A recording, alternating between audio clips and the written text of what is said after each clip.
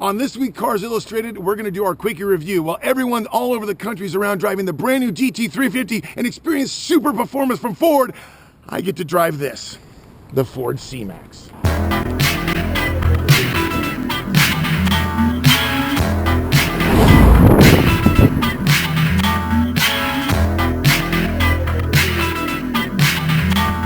Let me tell you first why I like this car. About a year ago, I got to drive a CMax for Ford all the way to the beach with my family. And if you can imagine, I stuffed so much stuff into this thing that I went camping for a week. I drove to the beach from Portland, Oregon, drove up to Astoria, down to Tillamook, all over the place, and I got over 510 miles out of a tank of gas. Now, the beauty of that is I went camping with so much stuff, you can imagine how many little... No, that isn't it. It's comfortable, it's fun to drive, and if you can believe it, it actually kind of gives you a little bit of a sense of a great vehicle inside. But then you have to do something else. You have to drive it. First thing we have to do is think about safety, get our seatbelt on, and that's one of the things you're first going to see when you get into the brand new CMax is it's comfortable. It has a great driving position. I don't even know if it's on. That's part of the problem is it doesn't give you any kind of chime, and I don't know how many times I tried to stick it in. Oh, good, it's on. Let me turn the radio down. So here's the funny thing about this little car is it's likable, but not likable. Like I said in my open, you know, I took my whole family out one of these, and I enjoyed driving it because of the assets that it has. Great mileage, stuff like that. But the reality is I just can't like this car because it has no performance.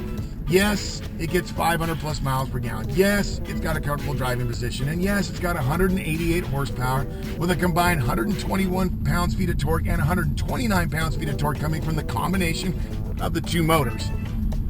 But then you gotta go out and get on the freeway. And then you gotta go out and drive it every day. And it just doesn't excite you.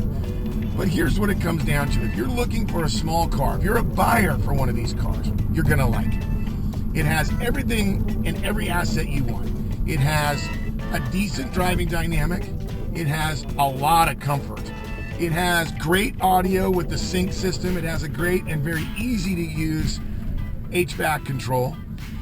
But then that comes back to the downside is it's just not that exciting. It goes 0 to 60 in about 10 and a half seconds, which means that if you want to drag race a Prius, you might win, you might not.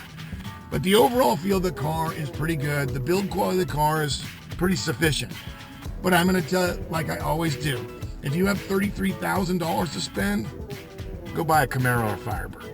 Go buy a Camaro or Firebird. Go buy a Camaro or a Mustang or a Challenger or something that gets you excited.